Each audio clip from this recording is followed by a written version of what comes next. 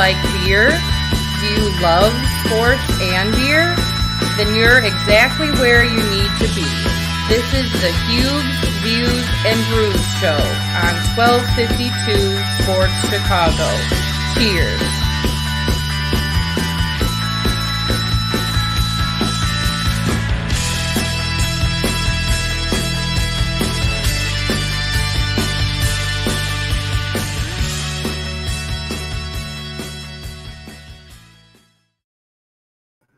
Welcome on in to the Whistle Sports Bar and Grill, 159 Studios here in beautiful downtown Lockport. Huebs, Views, and Brews. And yeah, Mike's not sitting with me now. He's just doing all the grunt work over there as he's getting us ready for the show. Don't forget, Mike has his show on Wednesdays. But today we're going to talk beer first because Lord knows we don't need to talk about the Bears game. We will talk some White Sox. But that'll all come up a little bit later. We'll hear from all of our sponsors.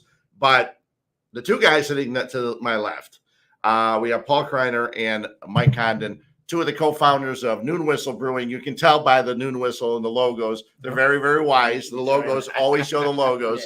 Good stuff. And I've been trying to get them on for a while. My problem, I got sick when Mike got sick and everything else. But they're nice enough to come on out to our studios here in downtown Lockport. And you guys are both familiar with Lockport, aren't you? Yeah. Born and raised. Or he was born and raised. I was not, but I came out here in about 8th grade, 7th grade, 8th grade. Yeah. So as soon as I mentioned it, when I was I stopped over at Noon Whistle for your ales for ALS. Yep. And I saw you two guys and we talked and chatted it up. And you told me that you were from Lockport. I said, perfect. You can come on down to the studio. So that works out great. Lots of things to talk about with you guys because I went to your website and I've been going to Noon Whistle for a long time. And your website is one of the better ones because it explains everything. So I found out a lot of stuff that I'm going to ask you now. Sure. But I know the answers. But the Noon Whistle concept, everyone's got a reason for a name. Okay. Nick and Ivy, Paul Ivnick, that's his name, parts of his name. Everybody's got an idea. Skeleton Key explained to me why is it Noon Whistle? Sure. So I went to a town for my entire life, small town up in Wisconsin, a town of about 100 people. And there's a noon whistle that goes off every single day. Mike went to another area in Michigan, right? Yeah, Pentwater, Michigan. So, and they had a noon whistle. So the whole idea is we started out with session beers, kind of a concept that maybe after we've almost been in business for 8 years, that's finally starting to come around. Right. I mean, we have a new brewery that's opening up by us that's concentrating on low ABV beers. And I think it's starting to finally catch up. But that was the whole thing is you could start drinking beer at noon. But my family would wait to start drinking till the noon whistle went off. So the whole story goes is that there was about 6 cabins that went up there. We were getting a little out of hand. So we'd have to wait for the noon whistle to go off to start drinking. So the elders of the group. Yeah. So it was we'd wait, it'd be 11:45. Well, you're responsible to go get the cooler today. Bring it up to the pool, and then we'd all be sitting around like this, waiting for that noon whistle. It'll be 11:59. All of a sudden you'd hear that whistle go off and you'd hear the crack go off. You know what I mean? So and we're gonna crack open some beers. I've got their Fest beer Euro Lager, and I think you're drinking. I got Liesel Weapon, our German Hefeweizen. Yes, it's awesome, and that's a year-round thing, right? This is a year-round. Yeah, you can find this in Benny's year-round, also Fuel Jewel Oscos, and You had 2 different size cans, or did you just start making it? Because I thought I had taller cans of this. Sure. So at the park, at the stadium. Yeah. Okay. At guaranteed rate. Comiskey. If I'm whatever one we're using here. They needed 16-ounce cans. So, okay. So we did bump that up, and then there's one other spot in the city that also requested that as well. But other than that, 12-ounce 6-pack format. So I think that's for that type of beer. That's a little bit more of I think the normal format. Yeah. It's funny too because there are not a lot of people that are making 6-packs and 12 ounces. A lot of the beers now, it seems, a lot of the craft beer places are making the bigger cans and 4-packs. Yep. Yeah. 16-ounce cans are starting to dominate, and a lot of that too is stylistic. IPAs and the hazy IPAs, and that seems to find its way into the bigger cans. Right. And we'll get to hazy IPAs and New England IPAs because that's a big thing. When people think of Noon Whistle, they think of that quite a bit. Yep. But so that's the name. But how did you two guys get started? Well, you said you went to school together, but so he was in Michigan, you're in Wisconsin. How did you guys come together to start this brewery? So, well, we got to know each other through school. Right. When he And came, I am going to crack this one out. I was Yeah. just waiting for you. No, I was being that's nice. fine. It was well, when he came to town, I think you said 7th grade. I thought it was like 6th grade, but you would know better. Yeah, it was right around. But there. that's how we got to know each other initially. Okay. Our third partner, who opened the brewery with us, Jim Cagle, same thing. He came from Chicago as well, but he came in 4th grade. By high school, we were all really good buddies. And then that carried on. Went to college together, him and I did. And college started drinking probably a little bit earlier than we should have. And then by the end of college, Paul got into brewing beer. Okay. And that's where the whole brewing thing started coming into play. Hobby of home brewing was really kind of taking off here in the States, and he took to that hobby. And the next thing you know, he was doing it pretty seriously. Well, I worked at a beer distributor before this as well, too. Okay. So 13 years prior to opening up the brewery, I worked at a beer distributor.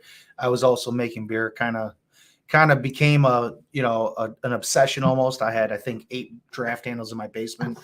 I was making with all your own stuff? All my own stuff. Yeah. I was making 15 gallons, which 15 gallons now is nothing. But at your house, 15 gallons every single weekend is a lot of beer to go through. Sure. So I was brewing right around 15 gallons every single week in, week out. Mike was coming over.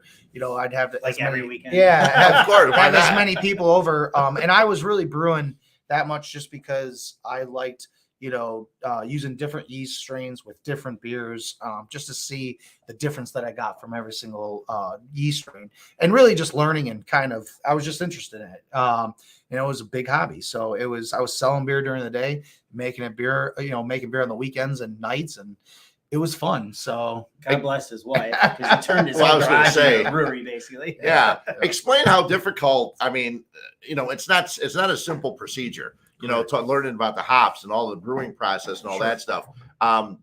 When you were in school, did you have like chemistry and that kind of stuff, or did you just learn this on your own? no, I didn't do much chemistry. Okay. I did go to Siebel Institute. So I did go get some professional brewing. Right. So I did that while I was selling beer, making beer. And that was my professional side. But as far as chemistry and all that goes, there is a lot of that in it. I learned more of that through the Siebel Institute than I did during college or anything He else. wasn't learning that. I went for speech communications and journalism. Okay. So it had nothing to do with Yeah. that at all. No. Like Mike said, I'd probably drank more beer than what I actually learned about it. But no, I learned a lot, and there is a lot of science behind it. But now, to go 8 years fast forward, now we have a full-time lab tech that's on, Mhm. and we have a lot more people that have had a lot more hands-on experience than I have, because now you're scaling up, so I was able to scale up to a certain size, but there's also, 120 barrels is a lot more than brewing 15 gallons. 15 gallons, yeah. So it's a big difference. So you started. I want to say that's how you learn those, by drinking all those. Yeah. Oh, there's no doubt. True. Yeah, there's no doubt that's how they learn. But you started. I was looking, and correct me if I'm wrong, but you started working on the brewery in 2012, and you opened in 2014. Yeah, well, I wouldn't say we started working on. We was putting the plan together. We were talking about 2011. I would say. Okay. Yeah, once he was in Siebel, that's when he came. As the friend, like, hey man, we always talked about opening a business together. Yeah. I might open a brewery. Well, what do you think? And Right. I said, well, let's put a business plan together and actually make it a thing. So that was 2011, I bet. And then 2012. We thought we had it together. Really going to start talking to people about it. We had shirts saying like 2013 we're going to open, and, Sure. and then by the end of 2014 we actually got it done. It's surprising how many people are not that interested in giving you a boatload of cash to. Oh yeah, start for a brewery back then especially. Yeah, maybe Yeah. now. I Yeah. don't know. Yeah, it seems Yeah. like it might be a bit easier now. But, Yeah, you would think so. How did you choose the location in Lombard? We did narrow it down to, a handful of spots in the suburbs. We always knew we were going to be out in the suburbs. Okay. We never eyeballed in the city when we were getting going. And then and that was based off of a handful of things. At the time, there wasn't a lot of breweries, so it wasn't like we were picking and choosing a town that didn't have a brewery. Sure. Most towns didn't. But you were looking at access from the city and different highways and all that. And then once we narrowed it down, it came down to actually more or less physical space and then how the town will work with us. But finding the right building, the ceiling heights that we were looking for, the ability to build out what we wanted to, it was a little bit more tougher than we thought at the time. Yeah. And it was a new concept to a lot of people. Sure. And even the towns didn't have a license for it. So, we had to go, well, the first time we thought we were going to open in, we actually went in and created a liquor license that would suit for us to be able to brew. And then our building fell through. And I wouldn't call our backup plan by any means. But another town that we were talking to very seriously and had a location in mind was Lombard. Yeah. And the town of Village of Lombard was great. So they made it easy for us to switch directions and go into their town. Every place I've talked to, and a lot of times with these people that have bars or even craft beer stores and stuff like that, they always thank and praise the town because of what they've done for them. So what you're saying is, I mean, did you guys have to convince the town to help let you do that? Because I know Skeleton Key, we talked about Woodridge, and I know when Crafted opened up, they had the mayor of Mokina there because it was nice for them to open up their store. And it seems like when you go in, you have to convince the town and the mayor and whoever else, building commissions and everything else, to let that have that in, especially when there's nobody else there. Yeah, I wouldn't say it was much convincing. It was more they were excited. It was cool. Some breweries. That's because you're fine business plan, probably. Yeah, well, exactly. Yeah. That thing out. Oh, yeah. No, they breweries were being talked about, but not a ton were being built quite yet. Right. But they really embraced the idea, and they made it pretty easily, made it possible pretty easily, I should say. Yeah. Yeah. Some other, I won't say towns, but there were definitely some towns that I think condensing would have been probably the right word. Sure. But not Lombard. No, it's great. Yeah. No, Lombard was awesome. Yeah. I mean, they were willing to listen to everything that we had to talk about. And like Mike said, at that time, there was only a couple breweries in the suburbs. So, we had to it's kind of like this, you know what I mean? Yeah. And, like when we were talking to some of these people, they're like, oh yeah, I've been to a place like that in Colorado, or, you know what I mean? Like, oh, I've seen that. Nothing around here, but I've seen that. And now, I mean, you can almost go into every single town and see that. So I have a question really quick. I know I'm off camera and stuff. We can still hear you. You got a loud I'm voice. sorry. No, that's fine. How long have you guys been going at Noon Whistle? So this December will be 8 years. 8 years. 8 years. So and Congratulations. thank That's you. awesome. Yeah. That's an accomplishment. That's excellent. Well, and the other thing is, I was there, not a big surprise, and Mike knows this guy, and I was actually just on a radio with him and Scott Childers, but Chet Brett was the first one that brought me to Noon Whistle, and I was there, and I met a couple other people, and you guys had a beer with habanero peppers in it that day. Oh, is that the one that you made me try? No, that's a different one, Oh. but this one's went further back. Ghost Okay. Place, or was yeah, it the... ghost peppers or habanero peppers? Habanero, I was pretty sure because I didn't. It was so. This was a while I was ago. gonna say, what year is it? We did make a habanero pepper. Was it is that the one that Joe gave us? It might have been Ghost like in, Peppers from his yard. Yeah, so that was actually that came from a neighbor of ours. Uh-huh. It was his And garden. he gave us Yeah. habanero peppers to make a beer. Yeah. So that was a small batch one, but we Right. do have a Halloween release that's ghost peppers. So we just brought in 40 ghost peppers that they're putting in today, Not 40. or this 40 pounds. I'm Yeah, sorry, 40 40 pounds of ghost That's so peppers. versatile already. So Yeah, it's it's 40 perfect. pounds of Yeah. ghost peppers, which is Yeah. a lot of ghost peppers. Exactly. So they're putting that in, and that will be released in about a week and a half or so. And that's more of our. It's called Ghostface Gummy. Going Okay. into the and then the gummy series. the gummy Yeah. series, and it's released around Halloween, which Yeah. is coming up very soon. Well, So- and that one was the first time I had it. You're not opening that. Yeah, we're not opening that. I wanted to say this is perfect fat Mike size. Yeah, it is. Well, yeah, that one's really good. We'll talk about that one because of Rouchtober, and that's when I went there a couple weeks ago just for that. October. Rausch. No, Rouchtober. Rausch. Yeah, it's German. You got to go. It's a smoked beer, and I had all the details as soon as I saw your post about that. I said I'm going. That's a Thursday. I'm going to be there, and I watched my grandkids on Thursdays and Fridays. And I told my girlfriend, I said, as soon as I leave here, I'm going to Noon Whistle. She goes, you sure? I said, oh yeah. I said, I might even leave early. I said, but your place, when I was first there, it was one place. Yep. And I was actually, one of the days I was there, I was talking to you, and Chet brought me back and introduced me to you, and you were talking about all the expansion. And if people hadn't been there in a while, you almost don't recognize the brewery now, because it's the brewery that I went to first, it's such a small part of what you have now. And food is a thing that not a lot of breweries have. What made you guys want to get into that? Because it's not as easy. Brewing beer is one thing, but when you get a kitchen, that's a whole different thing and a whole different mess, a whole different monster. Yeah. It is a big monster, to tell you the truth. We knew the size, you mentioned the size, change from what it was to what it went to, the size of the facility. So, when we were adding a lot of tables, a lot more butts needed to go into seats. Right. And that was part of the concept, the idea for food was, what more are we doing to, draw people in, get them to stay here?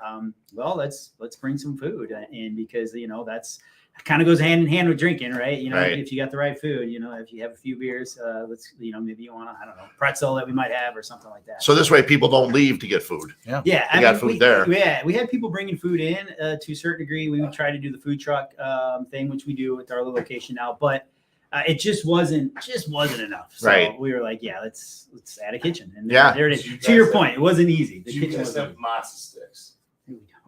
We do not have matzo sticks. If you give matzo sticks, I'll be there every day. The food's great, and they have a great menu for their food. It's really a wonderful place. And the expansion's crazy how much of that. And you did that just in 2020, which, I mean, it's right during COVID. I remember pulling up and talking to Brent, and I would order beers, and Brent would come out to my car with a 4-pack or 2 4-packs or 3, whatever I was going to get. And that was great. But you guys not only survived during that, but you actually expanded during that. And you didn't know that was coming, obviously. No, clearly no. I mean, everybody will say it, but we started thinking in 2018 we wanted to grow. 2019, the plan was in place. Things were starting to move forward. So when we were putting all the different scenarios together of, is this going to work or not? I can guarantee you not one of them was a world shutdown pandemic. Yeah. So, I mean, no, you didn't come up with that one. Yeah. What are you going to do? Here we are. Next business plan. It'll be put in there. Oh, yeah, for sure. It'll probably be in everybody's next business plan. If you don't mind, how hard was it for you guys during that span of the COVID thing? How hard was it for you guys? It was pretty difficult. It was putting on, changing gears. Like, what can we do to change day-to-day business? Because day-to-day business was not there anymore. You know what I mean? So what can we do? I mean, we're making a ton of beer, but how do we change gears and get the beer out that we still need to get out? And did you have to cut down your production? We didn't cut production a ton. It was a change of direction. It started going into package. It had to go into cans, bottle, or in stores. Yeah, we tried to get as much into stores. We were lucky enough that we were a brewery that was already starting to can our product. Package our beer. Where a lot of breweries weren't. They were, like maybe a tasting room only, or they were filling these and they were scrambling trying to figure out how they could can beer. Just so you know, I wish every beer came in this size. Everybody does. Well, you can come to the brewery and get every beer in that size. They come in that size. Yeah. They come in that size. But I mean, it was, we didn't cut anybody during COVID. But it was, the chef. Not easy. It was the chef that we had just hired that had never made a single piece of food for anybody. And he was on the canning line. Like, he was on the canning line. Okay. You know what I mean? So it was just coming up with different ideas of where we could keep people moving and working. And, COVID fucked everything up. Oh, yeah. I mean, it literally ticked everything up. I mean, and I'm really happy that you guys were able to pail through it and get through it. You got to talk louder if you're going to be over there. But now we're going to run some spots. We're going to go to commercials. We got a bunch of our sponsors we want to make sure we get to. We come back. I want to talk about the Naperville location, some of the other beers. I want to talk about this Roushtober and some of the other beers in the gummy series and all that kind of stuff. We'll do that when we come back after this on Huebs, Views, and Brews.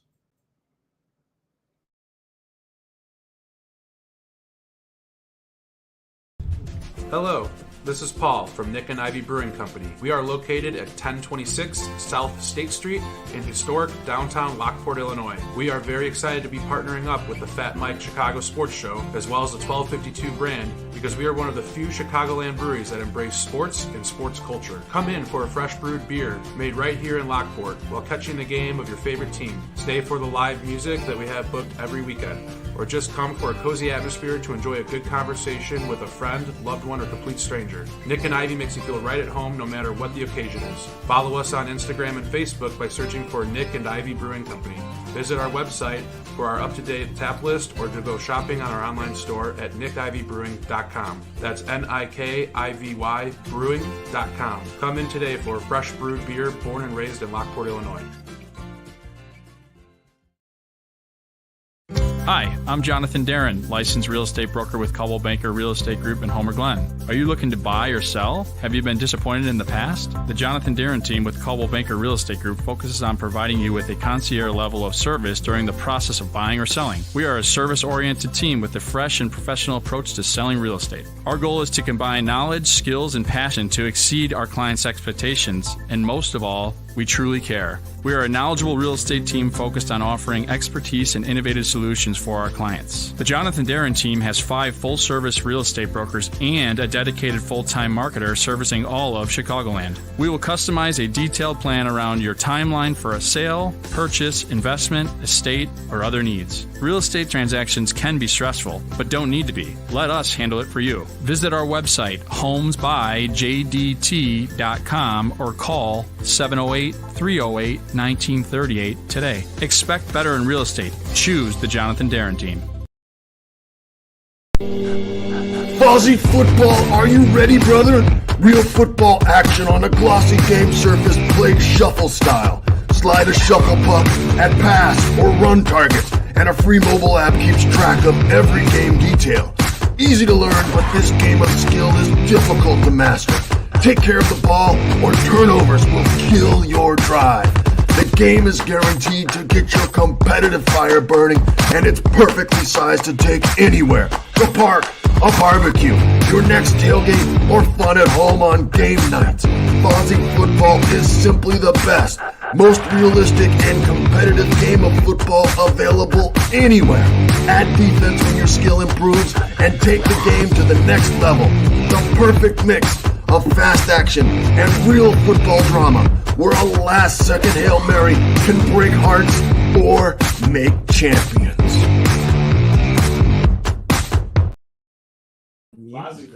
We're back here at the Whistle Sports Bar and Grill Studios here in beautiful downtown Lockport.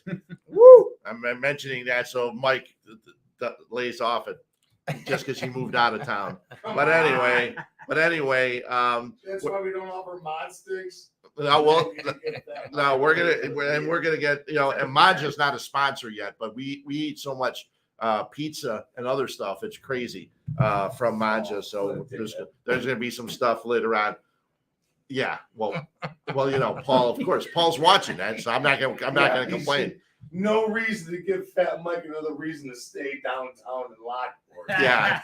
Well, usually for people who don't know, if you see Mike down here, he's usually at Nick and Ivy or at Jackie's. Doesn't matter, any bar. Jackie's Pub down here. So I'm with Paul Kreiner and also Mike Condon from Noon Whistle, and they've been going for a while. They've placed in Lombard since 2014, but you expanded. And you've got another location, which is huge, the one out in Naperville. Did you move all of your brewing out there, or do you still brew it in Lombard also? No, so we still brew in Lombard. Okay. Lombard's become more of our R&D, research and development, and then our wild sours as well. Okay. So we have a lot of fun there. We release, the beers at both locations, so you can get them at both. But that's our research and development. We moved anything that's 30 barrels and above to Naperville with us. So we are brewing 30 barrels at a time. It's a 30,000 square foot facility. So when you walk into the tap room there, and we do have a pretty big tap room there. Yes, you do. But behind the scenes is another 20 7,000 square feet. So it's a big facility. We do tours every Saturday. So we really encourage everyone to come out. We do tours at 1:00 every Saturday. Come out and see the back, because that's really where the guts are. And that's kind of where everything happens. We do 30 barrels and above there.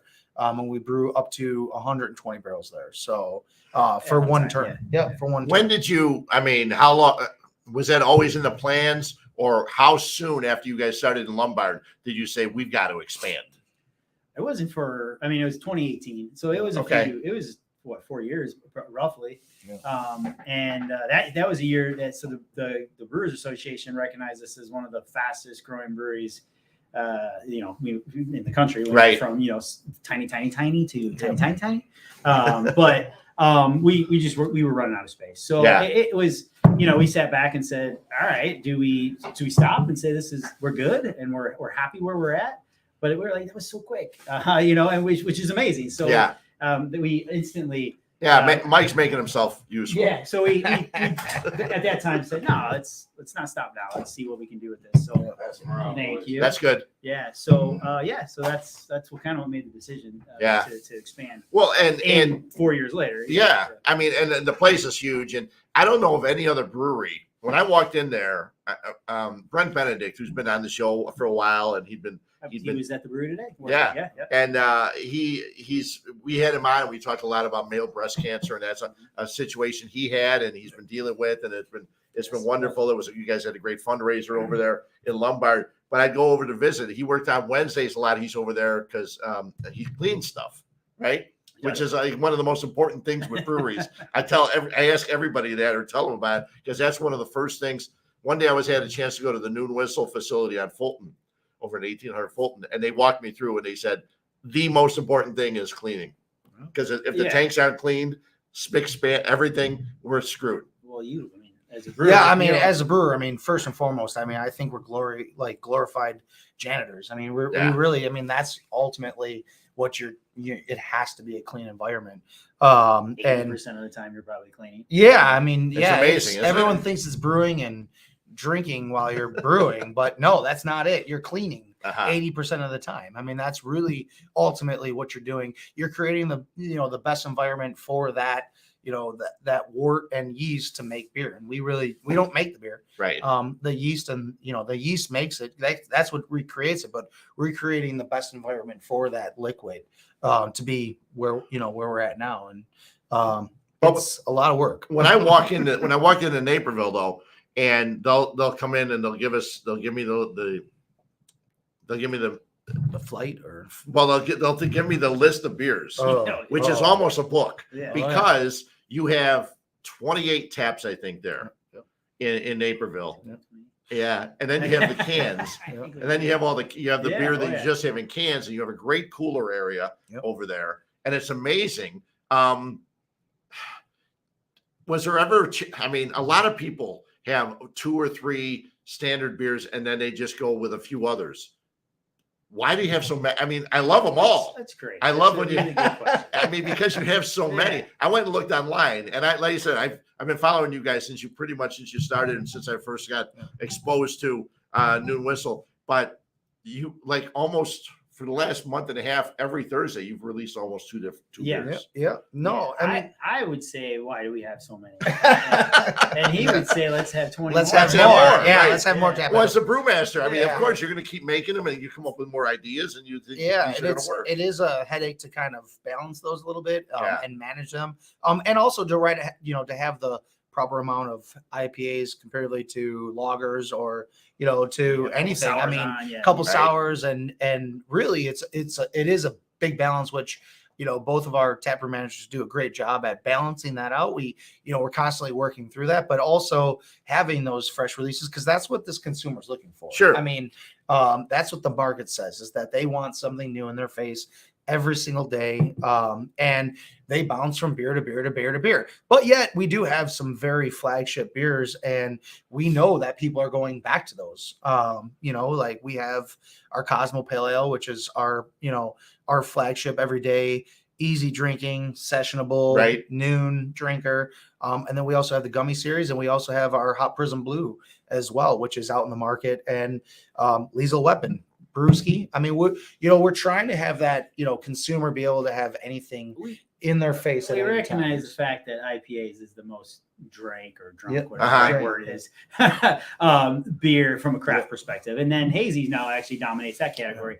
But that being said, how many times, if it's a smaller brewery, they know that that's what people are drinking. So you walk in and 80% of that menu is an IPA. So Right. one thing that we've always said that we wanted to do is try to have a balance, actually a balanced portfolio. We always say we have, hop forward beers to sours and everything in between. So, and to create that, I guess we had to get like 30 draft lines. Yeah. Well, we've talked about the gummy series a couple times, and I went online. Like I said, your website's great because you hit beers and you put gummy series and you go down and down. I think I've counted 19 different on the gummy series, but all the gummies are. He's talking about making more now. Well, We haven't of course released he a is. new one in a while. Yeah, gummies are New England IPAs, right? Yeah. Correct. So they're considered hazy. Yeah. Yep. They're hazy IPAs. What made you go to that one? Because there's West Coast IPAs, there's regular IPAs, there's New England IPAs. Sure. What made you focus on that to become the gummy series? To be fair, we were always going to try to brew the other ones too. Why Sorry. yeah. I'll let her Kenny come in, right? No, Yeah. so I Let her mean, Kenny. Yeah. Yeah. Why did we think hazy? Yeah. So anyway, why did we start doing a hazy? I don't know. That's his story. Right No, so that was it was me and the other brewer at the time, and he lives out in California now. Uh-huh. And we were we were looking at making different IPAs, and we had heard about hazies for a while, and we were like, let's take a stab at it. Yeah. And This is before they're this was popular. before People this were was saying it was the lazy 5-6 years beer. ago. Yeah. Yeah. And people were knocking them, and they were like, oh, what is that? And we're like, let's take a crack at it. And we made it, we brewed it, we canned it, and it was gone in a week. And we were like, holy shit, what the hell happened there? Excuse my language. No, that's fine. It was gone in 3 days. Yeah, it was gone. Yeah. It was gone. We're not abiding by the FCC. No, you It should was- listen to his show. Yeah. When he and I are together, we're talking Bears or White Sox. We swear all the I time. tried not to, but this comes right the fuck out. But it sold so fast that we were like, all right, well, we have to make another Yes, we're gonna one. make Right. another one. And then we made another one, and it sold so fast. And honestly, I mean, we still are making them, and they sell pretty fast. Yeah. I mean, So I have a question for you guys. Sure. I mean, I know I'm off camera and stuff like that, but out of all the beers that you guys make, right, over at Noon Whistle Brewing Company, what is your favorite, Paul? What is your favorite, Mike? so I can tell you a favorite if I needed If to you're gonna pinpoint sit there it. getting shitty, If I had to on a pinpoint Saturday it. afternoon in your swim trunks, sitting by All right. the pool, If you had So, fuck well, up. so, all right. So, but let me premise it this way. So where you said if I'm at a pool, right? right? But one of the main reasons why I got into beer, and the reason why I love beer, Yeah. and I think why Mike likes beer, is because our original thing was 8 years ago, session beer, which we think we were a little ahead of our times because Yeah. people aren't going to pay that price point for a low ABV beer. But to go to your question is that I like beer so much because I think there's a different beer for every situation. So Right. if I'm at a pool, or if I'm at a barbecue, or if I'm at a bonfire, anywhere, I think there's a football game. Yeah. I think there's a different beer for every location. So I agree with you. Hot Yeah. Prism Blue is my beer that I go to. It's our mid-coast IPA, I guess you'd call it. It's my kind of version of a West Coast, East Coast. So it's a clean, clear IPA that I can drink a lot of. It's higher ABV or Cosmo Pale Ale if I'm kind of looking to go for more of an all-day kind of Right. drinker. Okay. But if I'm at a pool, then I'm drinking our frothy or brewski because I want that lager. You know what I mean? So Gotcha. it depends on. Frothy's a light lager. Yeah, Yeah. frothy's a light Well, lager. yeah, like the Fat Mike Lager that we Yep. we have sponsored on here, Yeah. and because Mike's a lager guy. Michael I'm a drink. lager guy. Yeah. I like old traditional. I want my beer to taste like beer. Well, and that's that's So you funny should because drink these that. days, I got one. I got a couple of these. yeah, here. they're all good, and that's the nice part is because the Fest beer, the Euro Lager, Yep. tastes exactly like what you would think a beer would taste like. Right. And then the Roushtober, which we can talk about. That's a big thing. Like these guys make it. Yeah. And I want to ask you guys, what do you like? You know what I mean? Like, yeah, you guys make it. You guys do the whole nine, but I still stick with the lower ABV 8 out of 10 times because I am the guy that probably is going to have more than one. you're a golfer, one aren't or you? two beers now. No.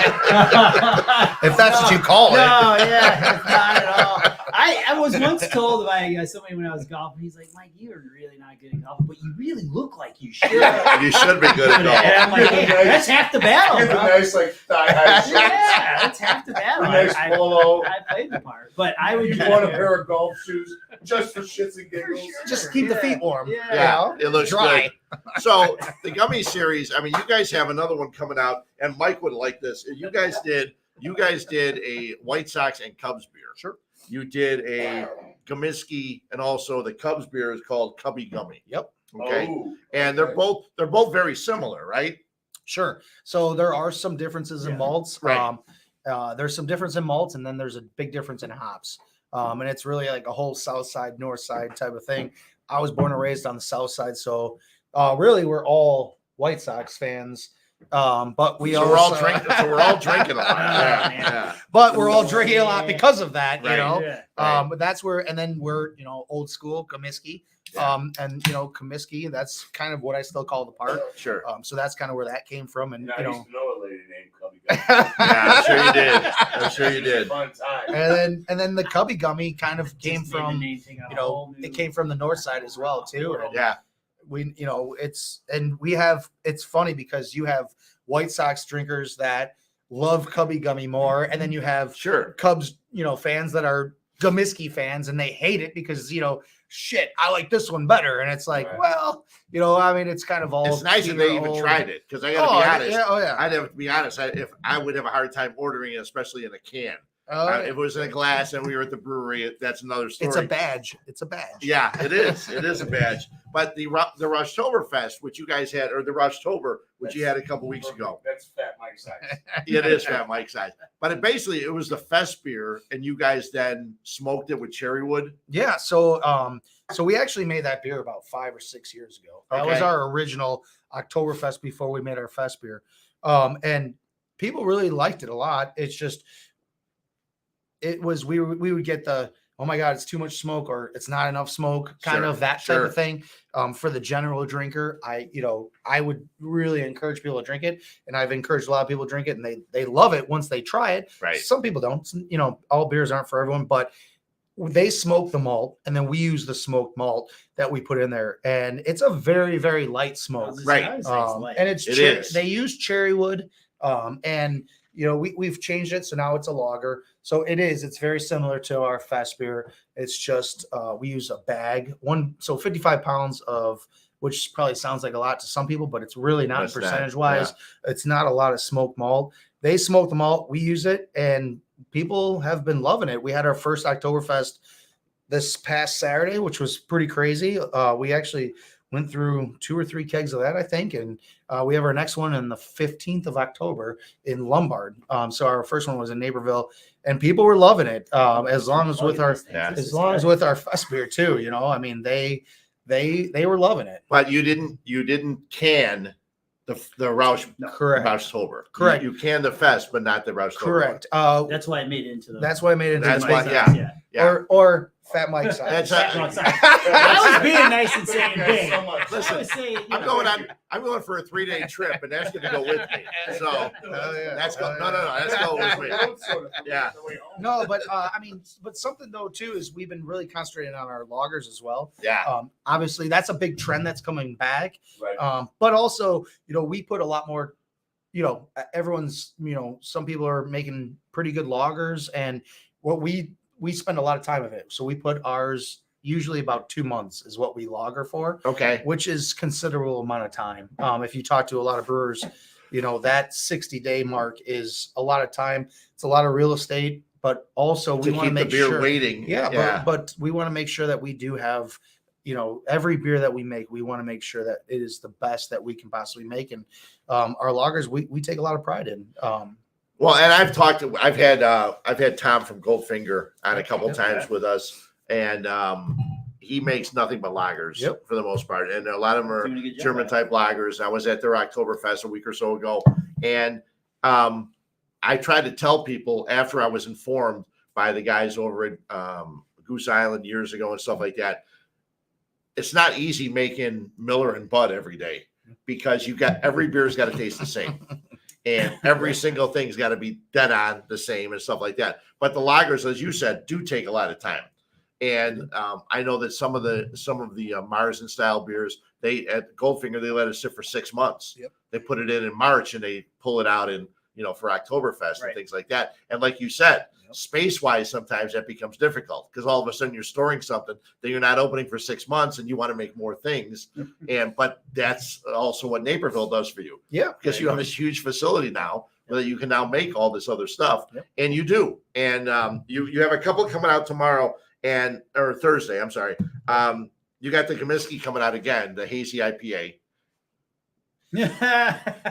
So it's a fresh batch. It's tasted as great as possible. Well, not But maybe let me tell you this much though, Okay. is it was made so late because it is actually served in the park as well, and we had high hopes that the White Sox were going to We're actually like, if make they it to make the it, we need a playoffs. fresh batch. So They're on a winning streak so at you're the gonna have end, a dude. lot of it. well, yeah, I mean we're Followed by a losing streak. Go away, get away from the camera. I don't want you in the camera. But yes, it's a fresh batch. It's not, we didn't make a ton of it, but we made like a last stretch because we thought we do have a Because there's little. nobody in the stadium. Just We'll be drinking a lot of it. That's we'll fine. be drinking it still. We could be drinking it while we watch a Bears game, tastes or or just The a regular playoffs. Friday night. Playoffs start on It's Friday. college football. Not for the White Sox. Shut up. So that, and then the other one is, and when I go to a pie place, I went to Baker Square the other day. It took everything in my power to not get the key lime pie. But you guys have a beer, a good prebations. Okay. Good vibrations. Yep. Yeah. Good Like, vibrations. Vibrate. Yeah. Is it Marky Mark? Is this key lime pie beer? It's a blonde ale. It's an ale with key lime puree and vanilla in it. That's it. I'm done. It sounds and there's a little bit of, according to what your description was, it sounded great. Your description is that you got a little, because of the crust of a key lime pie, you've got a little bit of a cobbler. Yeah, so you've got a little bit of flavor with that too, and that's one that comes out on Thursday at both locations, and that one you can. Yep, that So- one's canned. That one actually be released to all the Binnies as well, but it'll be released first in both of our tasting rooms this Thursday, along with Comiskey, which is going to be amazing. It tastes great.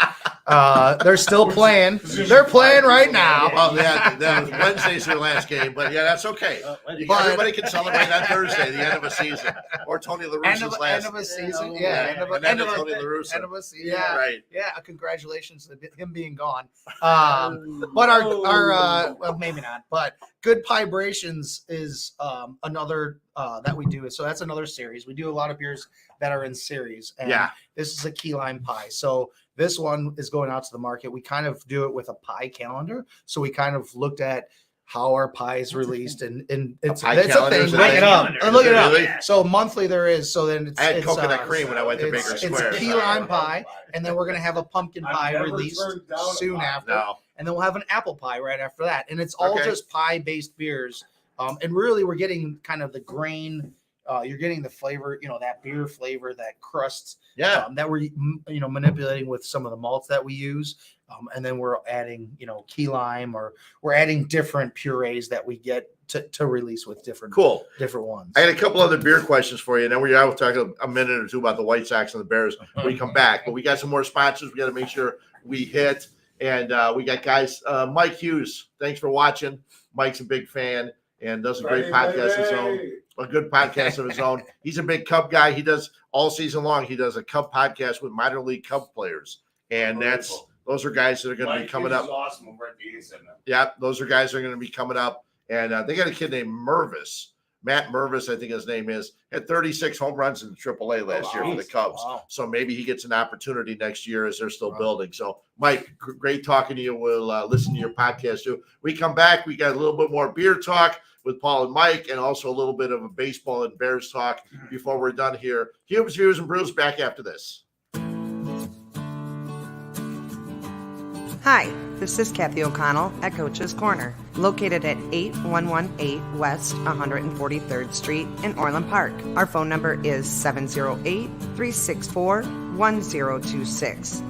We are Orland Park's #1 sports bar. Come in for our wonderful beer menu and seltzers with a fully stocked bar. Watch a game, drink a beer, and try something off our amazing menu. We have everything to choose from: nachos, potato skins, and our house-made bar chips to start off with. Then try our tacos, burgers, and one of our delicious sandwiches. And don't leave without trying our famous jumbo wings. They do not disappoint. Coach's Corner. It will sure to become your local bar. Again, we are located at 8118 West 143rd Street in Orland Park. Come see us today.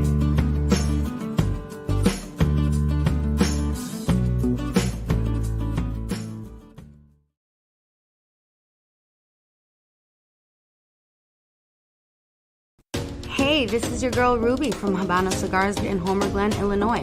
We are the best cigar lounge around. From Davidoff exclusives to anything Placencias, from rare Opus X's and everything in between. We literally have it all. And if it's not here, we'll get it for you. Here at Habana Cigar Lounge, we host amazing and exceptional events on the last Thursday of every month. That includes free food, raffles, prizes, and giveaways. We're open from 9 a.m. to 10 p.m. Monday through Thursday, Friday and Saturday 9 to 11, and on Sunday 10 to 10 p.m. Again, we are located at 133 West 143rd in Homer Glen, Illinois, so drop by and give us a call today, 708-590-6473. Habana Cigars, Homer Glen. It's a vibe. It's a vibe.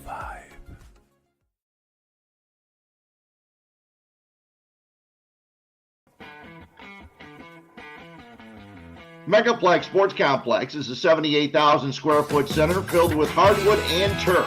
They have baseball rentals with batting cages, softball, soccer, lacrosse, gymnastics, cheerleading, cornhole, basketball, volleyball, and pickleball. It also features a bar and grill with the best pizza and beef sandwiches around. They cater to events such as birthdays, graduations, corporate parties, as well as memorabilia shows.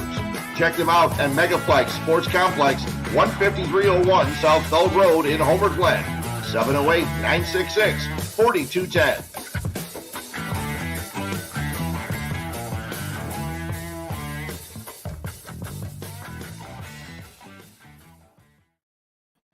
Enjoying beer from Noon Whistle Brewing. I get the Fest beer. We've also got some Lethal Weapon out here, the Hefeweizen, and I got a Rauchtober that I'm taking with me. I'm taking it with me. I'm going to the Wisconsin Dells, and that's coming with me. It'll be nice and chilled, and I'll be sitting in the Dells by a fire. And my buddies will go, I say, "You want to try this?" I'll go, "No." I say, "Good. I didn't want to give you that anyway." But anyway, we're here in the Whistle Sports Bar and Grill Studios here in beautiful downtown Lockport, the Whistle Sports Bar and Grill 159, where we got a show coming up in a couple of weeks. We'll do a show there October 30th when the Bears play the Cowboys. Oh, well, that won't be me. We're gonna so we'll have a lot more about that. That's coming up at the Whistle Sports Bar and Grill on 159th Street for the Bears Cowboys game. And the way the Cowboys run up and down the field, I'm scared. We'll talk about that in a second. Their defense is looking good. Yeah, it is. It is. So we talked about the gummy series. The barrel-aged cans. When I was at your place the last time, I like barrel-aged beer, and I have a tendency when I'm at the brewery, I would get a flight. If it was a newer brewery or if I wanted to try a lot of things, I get a flight, usually like 5-ounce glasses and things like that. But I had the Rauchtoberfest. I didn't try the Fest beer. I figured, okay, the Rauchtober was kind of like that anyway. But then I said, I got to have something else. And I had a 5-ouncer of the Is it Bob Ross or Rob Boss? Rob Boss. Rob Boss. Ross. Okay, It it's got Rob changed. Boss. It used Yeah, to I'm be sure. Bob Ross, I'm but sure. we got a letter. Yeah, I'm sure you got a letter. Cease and Yeah. desist. Yeah. We got a cease and So, desist. but I For the didn't next get the tree. one. I didn't get the one that had because you didn't have the one that had strawberries or something in it. That was in cans. It wasn't on tap. I think you only have one of them on tap. It has cherries and orange. Yeah, what was the other one? You have cherries and orange, and then you have another one. But anyway, Just I digress. Just a regular, yeah. I digress. The reason I was bringing it up is that at my house, I have a bunch of barrel-aged beer, but it's all in 20-ounce bombers. Sure. Which means I can't drink it by myself. I mean, I can you can. if I'm not going anywhere and not talking to anybody for the next You watch 6 the hours. Yeah. Yeah.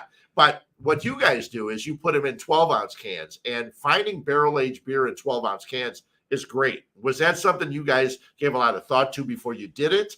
Or was it just, did you make any barrel-aged in bottles? Yeah, You we did? did. We did. Okay. It wasn't like we were the first ones by any means to do it either. No, I know there's others, yeah, but not. But that was, I think, the thought process was it came from him. Too. Yeah, It's just I like, mean, it seems like a right format. I think what you're alluding to, the size, 12 ounce, it's easier if you're one person that wants to drink it. If you're going to share it with one, that's almost like the perfect sharing size in our world, especially for those big beers. Right. Who shares 12 Well, no, but these it's beers are 14%. 14% alcohol by volume. So they're really, they're like, Weirdos. they're like they're very high alcohol here content. you sip. Yeah. I'll sip. They're very high alcohol content. And if you're sitting here, you can't, like, I've got 20-ounce bombers at home that I say, I'd love to have this, but I can't. I got something I have to do. Honestly, that's where I had a shelf, or Right. not a shelf. I had 5 shelves worth of 22-ounce bombers, and it was always I was waiting for a friend to come over Exactly. to tap, Someone to that tap likes into that that. kind of beer. Because on a Monday night, I'll drink a glass of bourbon by myself, but Uh-huh. maybe not necessarily a full 22-ounce bottle of barrel-aged beers. I'm sorry to cut you out. No, you're not. I Go ahead. I don't know. Fred, you're bigger than I am. What is a bomber? Oh, I have this. no idea what the fuck that Well, is. Basically, Well, it it's doesn't look like it. It's a 20-ounce, a 20 or 22 ounce 22-ounce, yeah. glass bottle of beer. Okay. And So it's like a growler almost. bigger It's bigger than a growler. no, it's No. smaller. Oh, So this well, that's is- 32. This is 32. So in theory, it's a tad smaller, but So it's a mini fat Mike can. it's a medium. Correct, Yeah. but Medium Mike. But it's a very- husky. they're generally sweeter. They're bigger Well, my beers. mother's So, Right. calling us a Yeah. chop. I A mean, big bone Mike. Yeah, they are. Exactly. they're a bigger beer. So I Right. mean, yes, can you drink one by yourself? Sure. Can you get drunk off of it? Hell yeah. Halfway through. you get But drunk you out know, of it. at the end of it, you're like, oh, I might want to have a different beer, and that's kind of where the 12-ounce came from, because I had 5 shelves worth, and I slowly worked that down because I wasn't sharing them with people because I didn't have that many people over at my house Right. anymore. I So agree. I I'm would the bring same them to way. the brewery, He was and great going to his I'd house. He was yeah. beer. He had 5 shelves worth of Yeah. all these rare beers you couldn't Yeah. get. I was like, I'm there Uh, every weekend. but you can only drink so much of it. So I know. so a 12-ounce, we had seen it. It's not like we invented it, but we had seen it, and we invested a lot of money in Naperville with our canning line. Right. So we try to create the best vessel for our beer, Sure. and the can is the best vessel for our beer. So that's why we decided to put it in a 12-ounce. Plus, it's a great, perfect one night drink. Yeah, it you is. know? And you don't have to enjoy it with someone else. You can just enjoy No. it by yourself. And that's why I was so torn, because I said, okay, do I get a 4-pack of this or do I get a 2-pack of the barrel aged? And I ended up getting a 4-pack of the Highfalutin, which is your Scotch ale. Yep. And I love a Scotch ale. There's a couple places that make really good Scotch ales in the area. I like yours. Skeleton Key does one, and I like that. And so I got that, and I actually brought one here just in case. And I can bring that with me when I go on my trip. But it's really good, and that's a little bit stronger beer. Yep. Well, I think it's probably 6 or 7. It's 8.6 or Yeah. something like that. I wanted to say 8, but I wasn't Yeah. sure I was going to go too high. That's Yeah, a beer. yeah, that's a really It's good a, beer. it's a beer that'll Yeah. put some That's hair a on your beer. chest. So you guys, not only, again, if you're a fan of Noon Whistle and you've been there, even if you've been there before a couple times, check out their website, because their website breaks down all the beers they've had. And I went to the collaboration beers, And you guys have collaborated with a lot of different places. I looked and I wasn't sure how many. And again, they just kept coming up and coming up. How do you decide? Do people come to you? Do you go to people? Do you go to breweries you respect? How's that all work with your collaboration beers? It's both, I think. It's both. Yeah. I mean, we just have, we're about to release one with Old Irving Brewing. We've been friends with them for a long time. And it's kind of one of those things like, why haven't we brewed a beer together? Let's do this.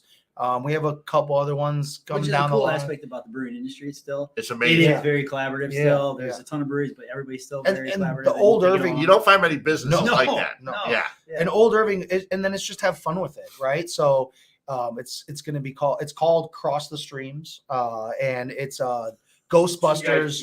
That's what it is. That's what it seems like, right? Yeah. But you remember Ghostbusters? Yeah. For the original Ghostbusters? Yep. So Cross the Streams. So and do you remember High C Ecto Coolers? So that's what the flavors are based off of. Cool. So we're going High C Ecto Cooler. We're basing it off of that. We used a lot of fruit in it, and then we still want it to taste like an IPA. It's also going to be green as well, so it'll be neon green, just kind of like that High C Ecto Cooler. Sure. Oh yeah. Sure. So it'll be fun. It's just to have fun with it, right? So I mean, that's kind of what it's all about. People want to try different things. We get to have a little bit more fun with another brewery and kind of cross streams or cross brainwaves. And that's kind of what it all becomes. And it's not, we're not picking. People come and talk to us all the time. And you talked about a Scotch Ale too. We got a brewery that's going to come into town Yep. hopefully a few weeks. Yeah. Little Thistle, they're in Minnesota. Thistle, and we brewed a beer with them up there. And it's just about, they're having to visit the city. So he's got a day that he's going to brew a beer with us. It's not Wisconsin. We bowled with them and it turned out to be a great evening. And now we're like, I'm sure. we make like a White Russian yeah, beer? so we're making a White Russian beer. Well, maybe. I don't know if you're officially. It's not official, but we're working through the back ends of because when we were up there by them, we drank they didn't know they had a bowling. Well, they didn't know they had a bowling alley right across the street from their brewery, and we're like, let's go to the brewery, and we drank a bunch of High Life and White Russians, and so now they're coming back down here and Fireball. But they're coming back down here and we're like, let's do a White Russian beer. And that's how that stuff comes about. You know what I mean? That's great. Okay. We're all Sox fans. We're all, well, not except this guy for, over here. Except for Mike. We're Sox fans. Yes. Now, I'm one of those guys that doesn't think the manager means a whole hell of a lot. The players were crap this year. The players were awful. And I don't know that any manager could have got them to play better this year. Okay, LaRussa made a couple of bad decisions. He announced today he's retiring. He had the pacemaker put in, some other problems. It worked on it again, but he's going out. Your thoughts on the season? I mean, were you guys that blame LaRussa, or were you more guys that say? Because the injuries were awful. Is it accurate to say it was one of the most disappointing baseball teams or teams in sports in quite a long time? Yeah, sports history. Just the way that they're hyping it up. Sports history. History. But I mean, I think that's how we feel as a fan. Like just an all around disappointment. And I was reading an article. I wish I could remember which one it was. Which paper, but I mean, it was like torture, like slow torture throughout the whole season. Because they got there 500, they got a little bit above, and then they just never would take. They never throughout the entire season. They never rolled off a streak where you actually thought they were going to be good and take off. Yeah, they never had that streak, and that was the most frustrating thing. And they would lose series to the Orioles and the Royals, and it's like, what are you doing when you're losing full series like that? That's what's going to kill you. But to blame LaRussa, I don't know. I mean, I think everyone saw that one video that was on YouTube. When he was sleeping, he took a little nap. No, he didn't take a nap, but that's not his. He. Everyone has those down moments, right? Anybody that closes their eyes, the camera's going to get them. Yeah, and I don't think it was his fault. I think it was a little disappointing on all. The team underperformed so much that you can't just Tony. I mean, come on. No. I know, and I've got a lot of that. A lot of people that were saying that, and I've been harping on it for a long time this season, and it's just He's gone. Now we'll see what they bring in. They're not going to bring in Miguel Cairo. He's not going to be the guy. Rick Hahn said today he's going to look for a guy. So is Hahn still a guy? Ozzie Guillen, we're bringing Ozzie Guillen back. No, but Ozzie said something. He said he knows the team. Is that what it was? Ozzie said he knows the team better than anybody because he's there. He watches every game. He's been to the ballpark. He knows the team. He knows the players. I don't doubt him, but I don't think they'll ever go back to Ozzie. They departed from Ozzie for a reason. Whatever that is, I don't know. Okay, so to wrap this up, do you guys have so much stuff going on? Do you have anything else? Are there any other big plans on the horizon for you guys? Are you just going to try and manage what you've got? Because we're like doing I said, that for sure. you got right. I mean, you have the 2 locations. You're cranking out stuff every week. It's amazing. Oh, we're definitely looking to continue to. I mean, we're growing. I mean, that's why we built the new facility, everything. So, some new states that we've been moving into for sure. How hard is that? Getting your beer into other states? Is it? I mean, distribution is not even easy for smaller breweries. Distribution is not easy locally. And then when you get bigger, how difficult is it to get to other places? It's finding the right distributor and building that relationship, I guess, is really the easiest. I mean, once you get that established, you're good, but that is a difficult part. And, and then, there's folks you're trying to send your product to and let them know that, you think you have something that tastes pretty good. So there's so many breweries out there. There's such limited shelf space. It's getting harder and harder every day. So, but we're looking to get into some new states. I wouldn't put anything off the table for us. I think we for some reason, we think we can do more than we probably can. Another location or different concept. Who knows? Right. But we definitely there's some stuff in the mix. Yeah. Well, with him, with all the ideas, I'm sure every morning he wakes up and he's got like a notepad. That goes, I just came up with this idea. I know the hell out of him. Yeah, it's every single day. It's every single day. Literally, 2 days ago, my ADD really kicks in. Just got a new one. I was like, oh, great idea, Paul, but maybe we should talk about it. Let's talk about the ones we had that you came up with yesterday. I'm thinking about the 4 above us and not the ones that I just thought about. So. But I mean, there's definitely some fun opportunities I think we might have. And, who knows? We'll see. And we got a lot to manage as is right now. So. The nice part is if you head out to a Noon Whistle, the one in Lombard, Naperville, you'll see these guys. You'll just see them. They'll be around. And that's a nice thing to see too. I saw them in Lombard a while back, and I still have one gummy, which one? Gummy colada. I still have one gummy colada at home. Cannot wait to drink that one. That was awesome. And it's great for you guys to come down. Thanks for bringing the beer.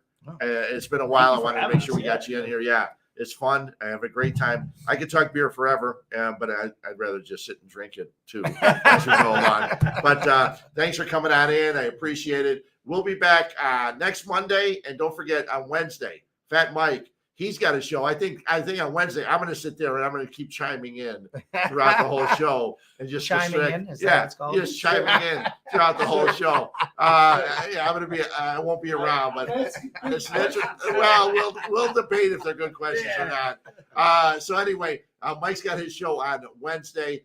Don't forget Harry and the over-unders. He does his picks for the NFL. Who knows what day he goes? Well, he's on Sundays. We also got the hockey show starting real soon. Does it start this Thursday or next Thursday? This Thursday. This Thursday, the hockey show. The hockey's starting. The Blackhawks will be a tough watch this year, but you know what? There's going to be a lot of young guys. We'll see what happens with Kane and Taves. Matt and Andrew will be doing the show on Thursday, so don't forget you can catch the shows on our on YouTube, on Twitch. Also on Spotify with the audio. You catch all that stuff. Just go to 1252 Sports. You get it all. Thanks to Paul and Mike. Thanks to that Mike, I guess, over there. And don't forget, Noon Whistle. Head on over there. They got their next Oktoberfest out on the 15th over in Lombard. And they do a great job. I was there a couple years ago at their Oktoberfest. So head on out there. Thanks. And let's see if the 49ers can beat the Rams tonight. That's my last thing. Have a great night. Thanks a lot, everyone. Cheers.